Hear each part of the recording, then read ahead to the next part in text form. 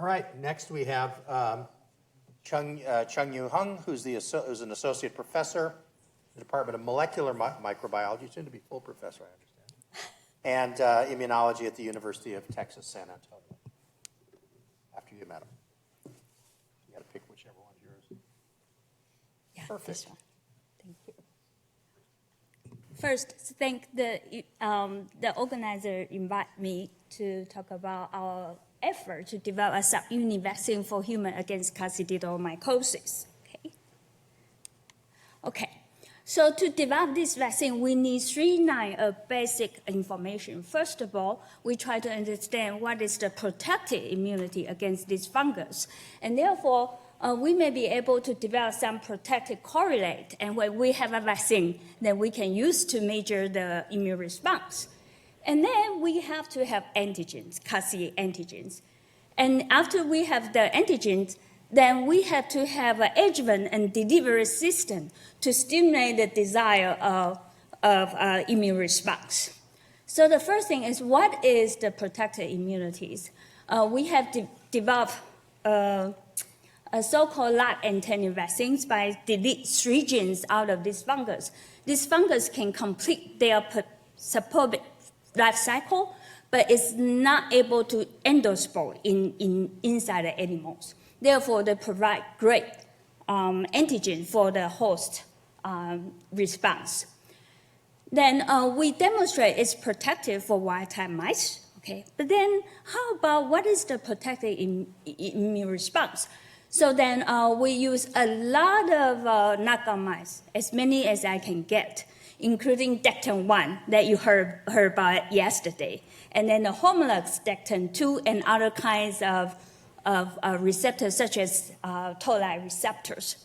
We also have knockout mice in the immune adapters such as CAR9 that transduce the signal to produce cytokine, including IL-1, IL-6, interferon gamma, and IL-17s.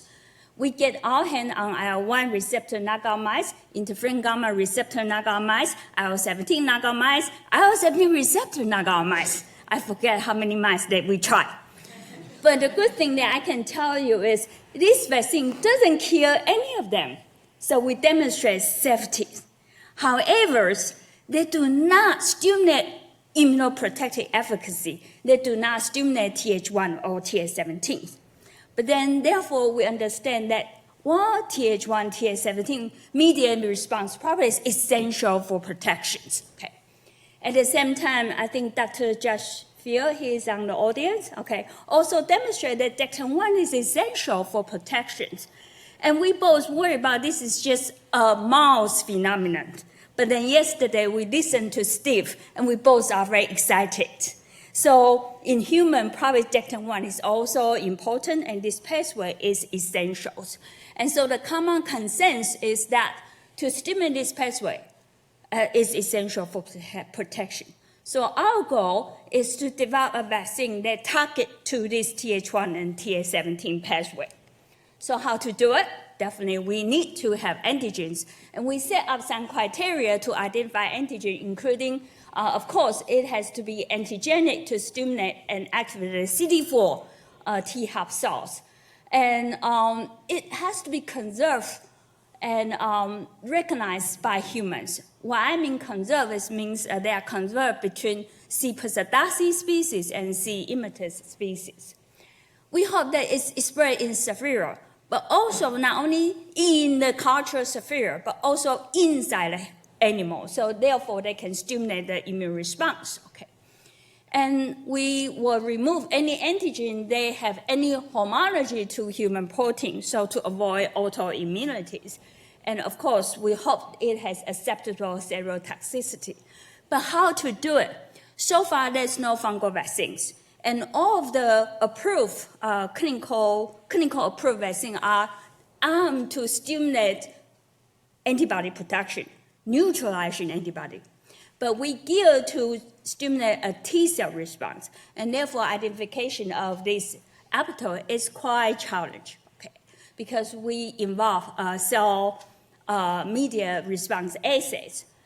And therefore, it's quite time-consuming and From the long period of research, we already identified some, but it's just limited number. So therefore, we think about using a immunobioinformative method to predict, okay?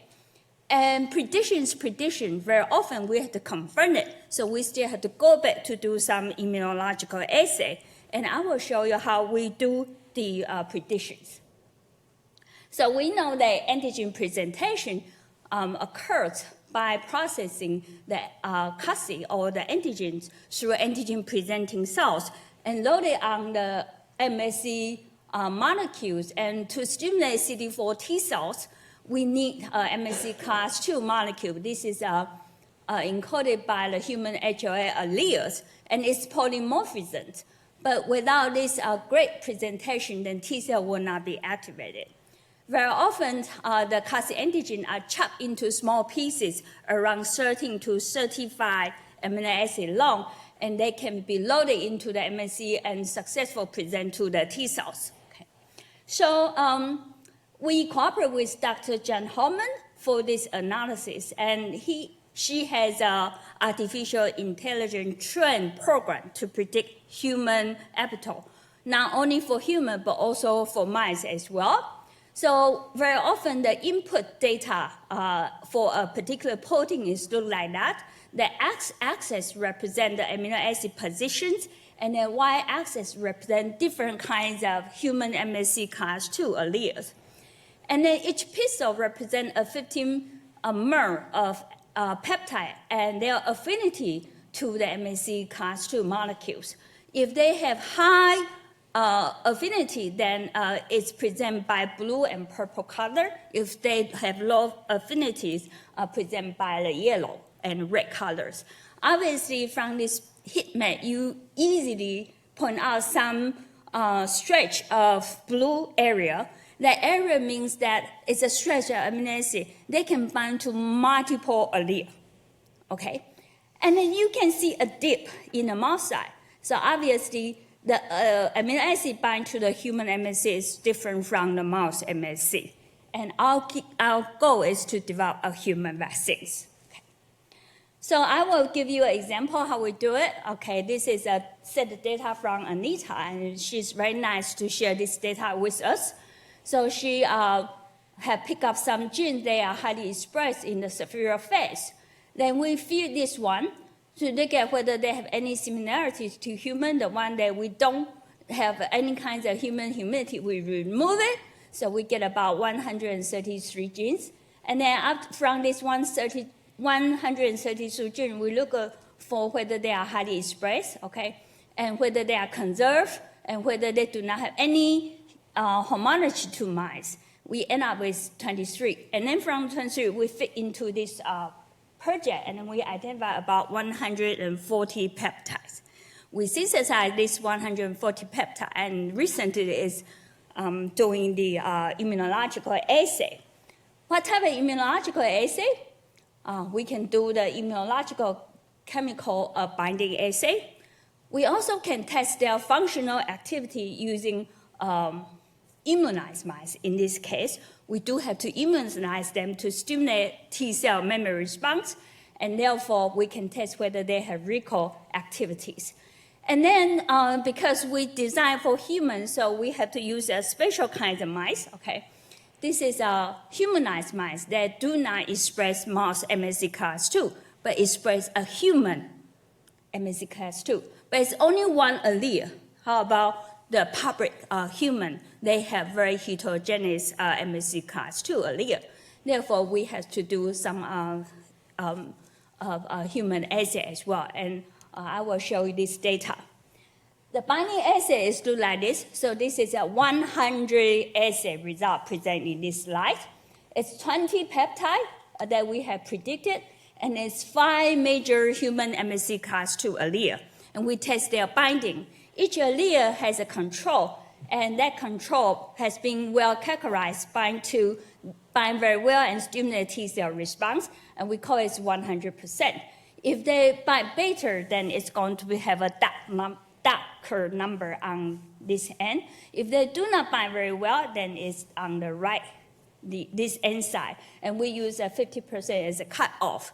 So if you read the data from the right to the left, you will see that some of our allele bind very, very well. They are so-called promiscuous binding orbitals. They can bind more than one allele. If you read from top to 10, and you will see we have peptide bind to different kind of allele. And of course, you are going to get a little bit disappointed for the DRB103, right? I only have one allele for this type of allele, one peptide for this type of allele. But we are in the process to discover more of the peptide for this particular allele. And yesterday, we also heard that Native Americans has 4 times more chance to get cousin. Therefore, last night I go back to hotel and start to think, do they have special allele? And I find out there are 5 major alleles for Native Americans, and the DR4 here is one of them. We are hoping that then there are some very unusual alleles, and we will look into as well. So the vaccine design will not only for the North American Caucasian, but also for the Native American as well. So then we would like to see what is the functional activity. And to do the functional activity, we have to do a lot of vaccination. And in order to do the vaccination, then we have to have a vaccine to start with, right? So we create chimeric protein vaccines, okay? And then it spreads in bacteria. In this vaccine, we not only include some antigen, about 150 amino acids, and also include 5 of the epitope that I showed you. And you will say, oh, now you do not have an epitope for the DR1, 3 allele. Okay, but that's in the 5 here. And we think, and I will provide some data if I have time, to show that in the antigen 2, CSA antigen, and PM1, one of them has the DR1, 3 allele. Okay. So now we have to have the mice model and then the delivery system. And what we use is this glucan particles systems. Okay. Then we use the animal model to test our vaccines.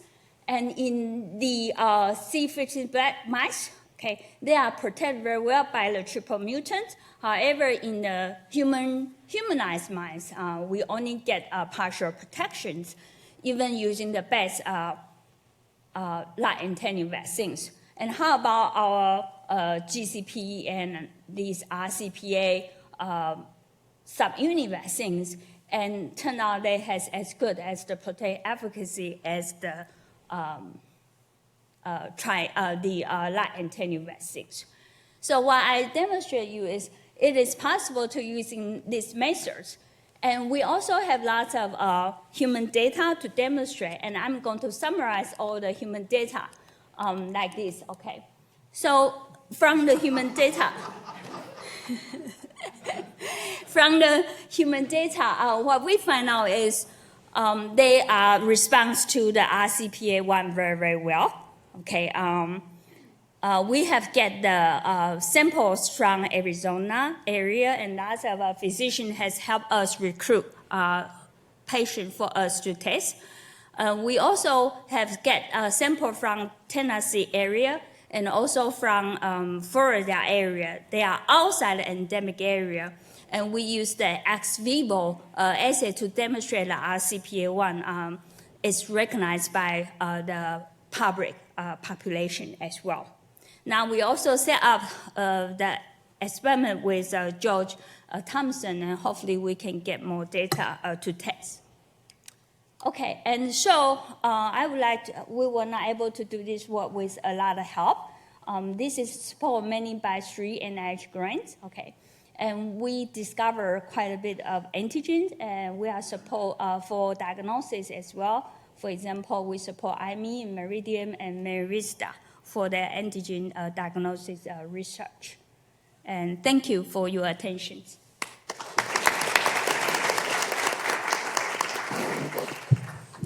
Great job. Thank you very much.